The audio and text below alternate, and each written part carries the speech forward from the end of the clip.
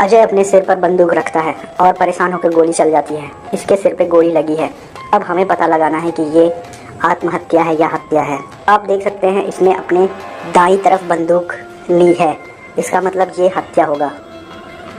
और बाईं तरफ गोली लगी है, उसकी हत्या कर दी गई है। यहाँ अजय बात कर रहा था और किसी ने इसके पीठ पर चक्कू मार दिया। इन तीनों में से किसने इसे चक्कू मारा है ये हमें पता लगाना है। देखिए तीनों के हाथ भी खाली हैं और ये सब एक जगह खड़े हैं, कोई भाग भी नहीं रहा।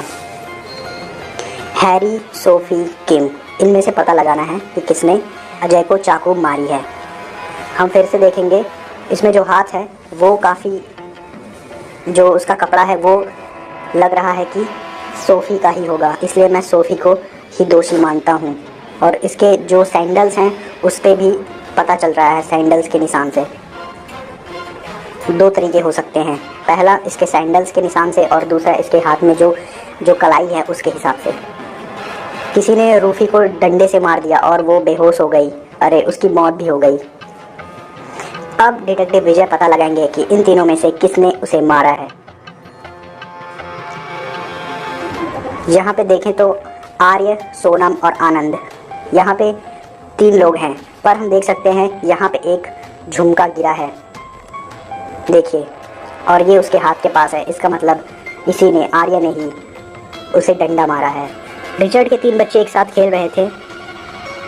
जब रिचर्ड ने देखा तो उनमें से किसी एक ने वॉलपेपर को गड़बड़ कर दिया है। अब हमें पता लगाना है कि इस वॉलपेपर को किसने ख़राब किया है। देख सकते हैं कि इन तीनों बच्चों में से एक जो है, जो सबसे लंबा है, वही उस वॉलपेपर तक पहुंच सकता है। और हम ये अनुमान भी लगा सकते हैं कि इसने ही ये किया होगा। तो देखें तो एक हिसाब से बी ही इस कार्य को कर सकता है, वो ही वहाँ तक पहुँच सकता है। टीना एक बहुत प्रसिद्ध अभिनेत्री थी, लेकिन बहुत सारे घोटालों में फंस गई। एक दिन उसका शव उसके घर पर पाया गया। और यहाँ पे आप देख सकते हैं चाकू भी है, बोतल है हाथ में और एक कंघी गिरी हुई है टेबल पे। आप देख सकते हैं जिस तरह से टेबल पर गिरी हुई है, अगर कोई इसकी हत्या करता तो वह टेबल से गिर जाती। इसका मतलब ये आत्महत्या ही होगा। जिमी जासूस डिटेक्टिव विजय के पास आया। उसने बताया कि उसकी बेटी का आज अपहरण कर लिया गया है। अब ये केस हम नेक्स्ट वीडियो में देखेंगे।